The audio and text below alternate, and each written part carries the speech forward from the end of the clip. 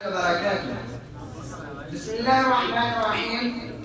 الحمد لله رب العالمين، والصلاة والسلام على سيد المرسلين محمد وآله وصحبه أجمعين الطيبين الطاهرين. أما بعد، قال الله تعالى في القرآن الكريم: أعوذ بالله من الشيطان الرجيم، بسم الله الرحمن الرحيم. فمن يعمل مثقال ذرة خيرا يره ومن يعمل مثقال ذرة شرا يره. محترم حضرات، سامعین کرام، میں نے ایک آیت کریمہ تلاوت کی ہے. یہ آیت سورۃ زلزال کی ہے. اس کے بارے میں ہے کہ اس سورت کو پڑھ کر آدمی کا کلیجہ ڈھل جاتا ہے، خوف و ہراس اور سراسمدی انسان پر طاری ہو جاتی ہے. اس سورت میں قیامت کے بھیانک منظر کا تذکرہ کیا گیا ہے. جب زمین میں بھوچال آ جائے گی، زمین اپنے اندر کے پوشیدہ دفینوں کو باہر نکال سکے گی، اس وقت انسان بڑی پریشانی، حواس باختگی کے عالم میں اپنے ہوش و وش کھو بیٹھے گا. اضطراب و بے کلی کا عالم ہوگا، نفسی نفسی کی کیفیت ہوگی.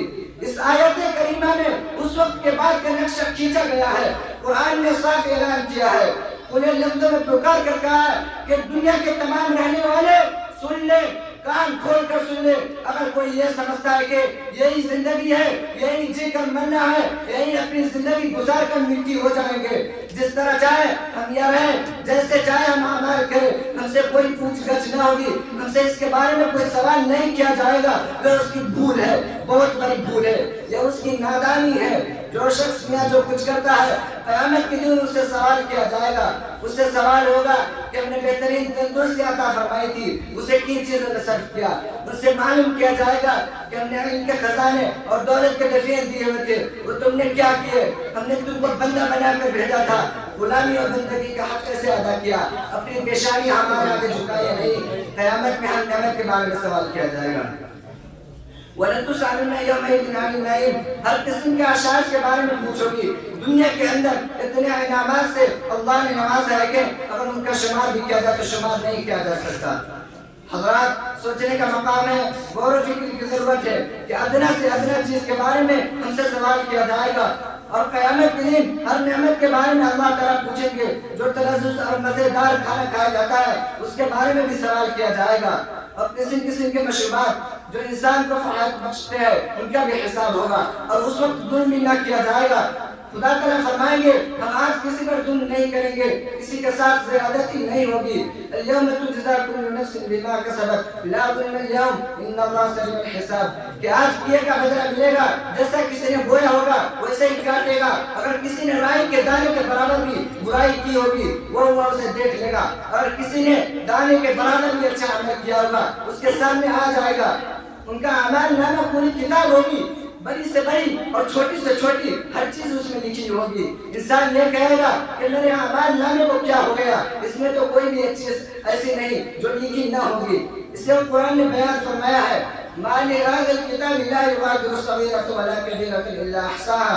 ایک حکم میں یہ ارشاد فرمایا گیا ہے: فَمَن يَعْمَلْ مِثْقَالَ ذَرَّةٍ خَيْرًا يَرَهُ وَمَن يَعْمَلْ مِثْقَالَ ذَرَّةٍ شَرًّا يَرَهُ. دوستو، آپ اندازہ لگائیے آج ہمارے اندر کتنی برائیاں پیدا ہو گئی ہے، کس قدر خراب آ گئی ہے. کوئی لمحہ ایسا نہیں جس میں برائیاں ہم سے سرزد نہ ہوتی ہو.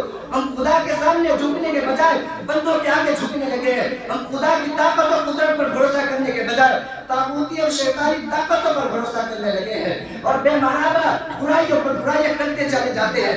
نہ آخرت کا خوف ہے، نہ حساب و کتاب کی فکر، نہ حشر کی رسوائی کا ڈر، نہ قیامت کے ہولناک مناظر کی پرواہ، اور نہ ہی اللہ کے سامنے کھڑے ہونے پر غور. اسی دنیا پر بری طرح پڑے ہیں جس کے بارے میں اللہ کے رسول صلی اللہ علیہ وسلم نے فرمایا: الدنیا جیفۃ وطالبها کلاب.